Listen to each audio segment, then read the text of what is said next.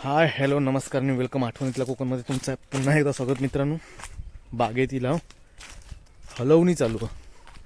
तर हलवणी चालू आहे आणि ती कशासाठी करतात या आजच्या व्हिडिओत आपण बघणार आहोत.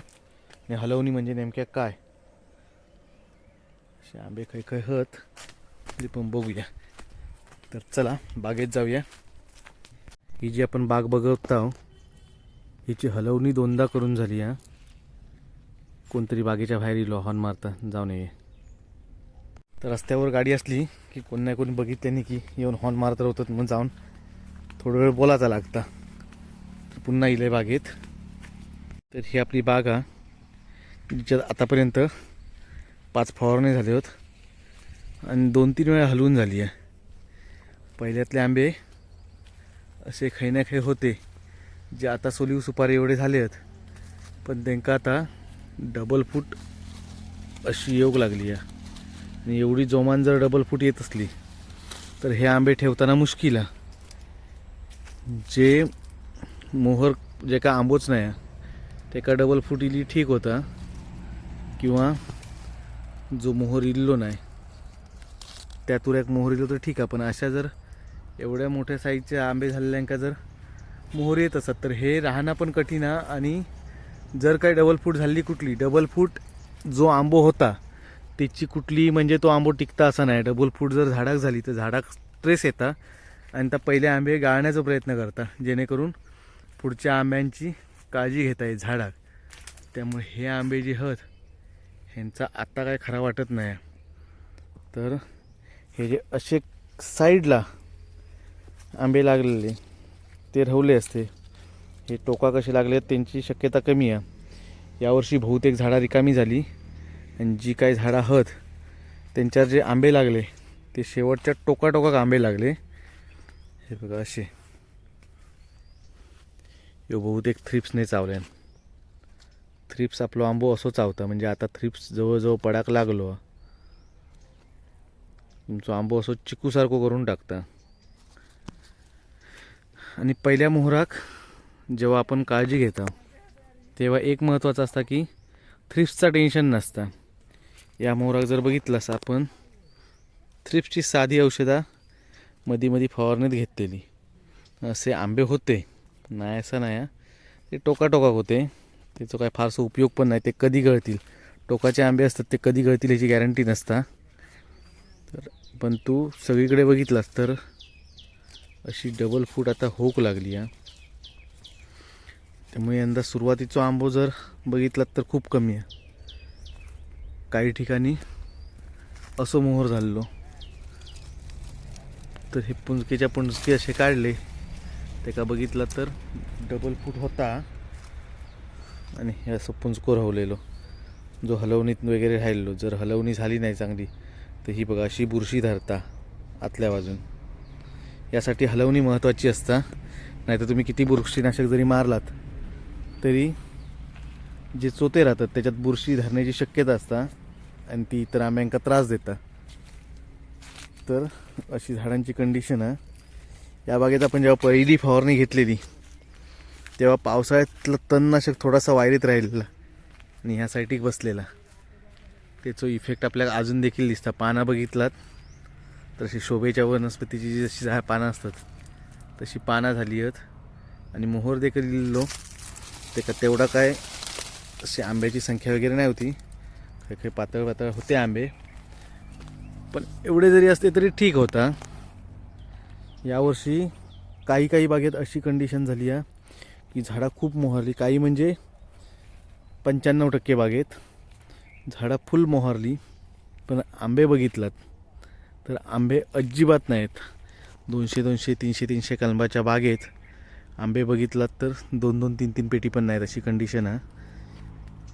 तर काही ठिकाणी हे शेवटचे अशी कण लागलेली ज्याची गरज नव्हती आणि हिचं काय फायदा पण नाही आणि ही शक्यतो शेवटपर्यंत टिकणार पण नाही. आणि जरी टिकली तर जे आपण बिटका खातो बेबी मँगो तसे ते आंबे होणार आहेत. तर डबल फूट काय करायची, कुठून टाकायची की ठेवायची, अशा संभ्रमात शेतकरी आहेत. तर हे असे जर आंबे तुमच्या बागेत लागले असले तर ही बिटकाच होणारच आणि हे शेवटपर्यंत राहणारच नाहीत. आणि जर डबल फुटीचा हिशोब घातलात, तुमचे जर पहिल्यातले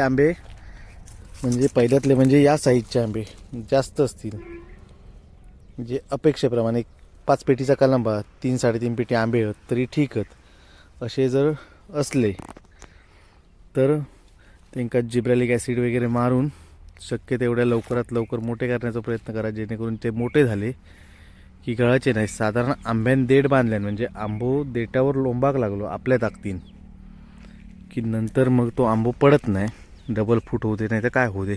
डबल फूट झाली तर त्याची साईज तेवढी होत नाही पण तो आंबो राहता. परंतु जर अशी कंडिशन असतात तर डबल फूट झालेली चांगली, जेणेकरून तुमका निदान तुमचं झालेलो जो खर्च तो मागच्या उत्पादनातनं तरी बाहेर पडत. आत्ता जी डबल फूट होणार आता जी तारीख चालू आहे, परवा दिवशी संक्रांत झाली, आज 17 तारीख असणं, 17 तारीख आहे. तर 17 तारखेक जर ही कंडिशन आता जर मोहर येत असलो, आत्ताचो मोहर जर येत असत ते का इतर औषधांचा खर्च जरी कमी असलो तरी थ्रिप्सच्या औषधांचा खर्च जो आहे तो खूप मोठ्या प्रमाणात आहे.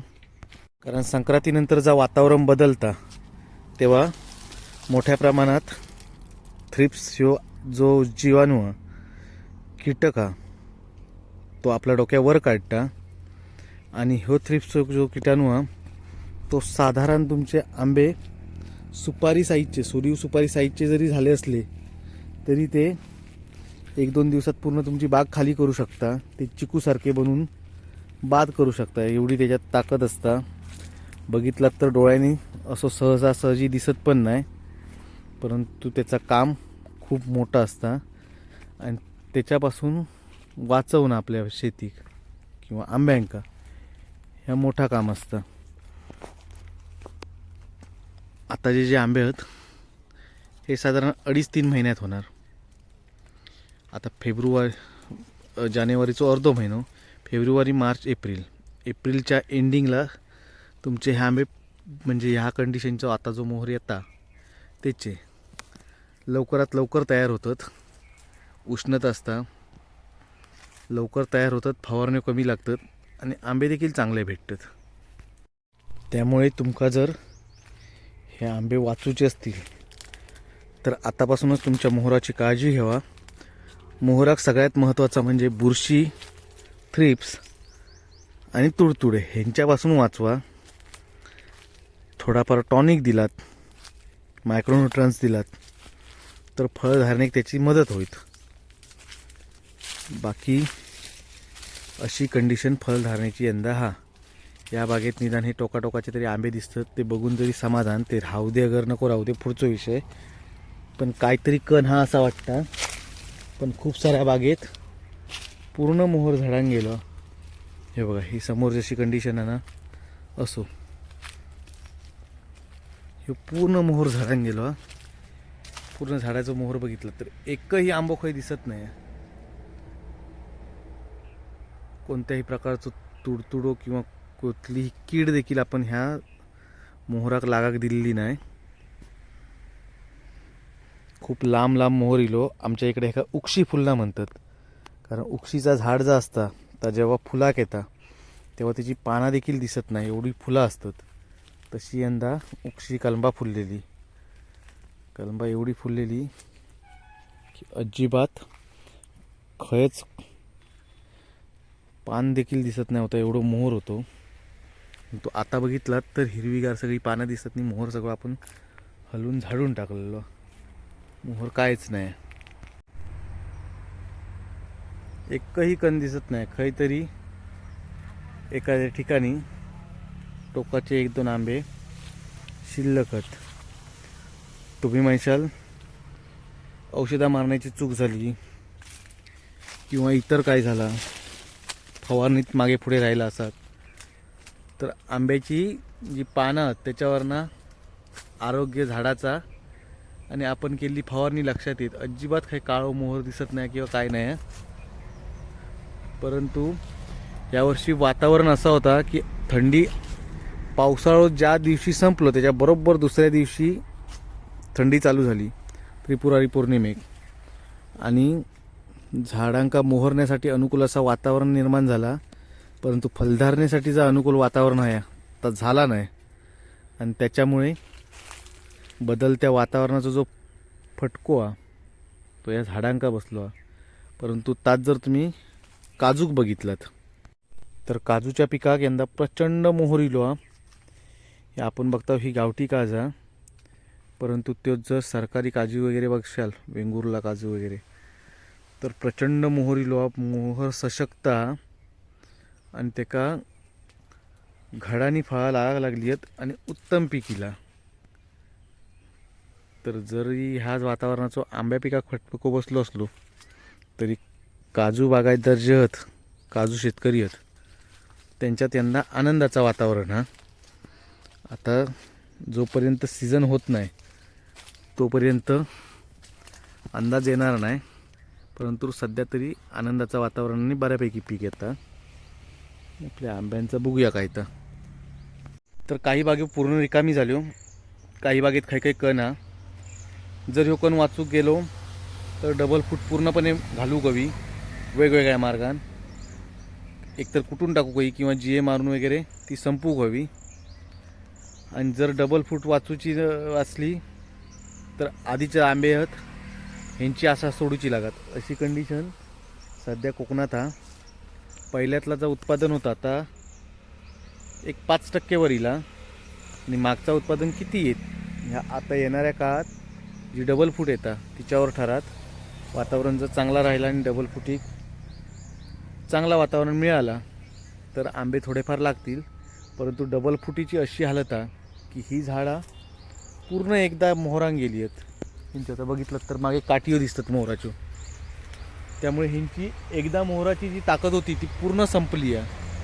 आणि आत्ता जो मोहर येता तुम्ही इकडे बघितला तर ही एक काडी होती, ही आता जेव्हा संपली तेव्हा त्याच्यातनं 3 काडी येईल आहेत. त्यामुळे डबल जो मोहर येणारा तो देखील खूप मोठ्या प्रमाणात येणारा. आणि हे मोठ्या प्रमाणात इल्लो मोहर झाडाची ताकद जर मोहराक संपली तर फळाक काय देणार अशी कंडिशन निर्माण होणारा. त्यामुळे थोडाफार बाहेरून आपण काय दिला नाही तर हे आंबे लागताना देखील कठीणच. चला आता आजचा व्हिडिओ तुम्हाला कसं वाटलं कमेंटच्या माध्यमातून नक्की कळवा. व्हिडिओ आवडला असेल तर लाईक करा, शेअर करा, चॅनलवर नवीन असला तर चॅनलला सबस्क्राईब करा आणि असेच नवनवीन व्हिडिओ पुन्हा पुन्हा बघण्यासाठी बेल आयकॉनवर क्लिक करा. धन्यवाद. Tata bye bye.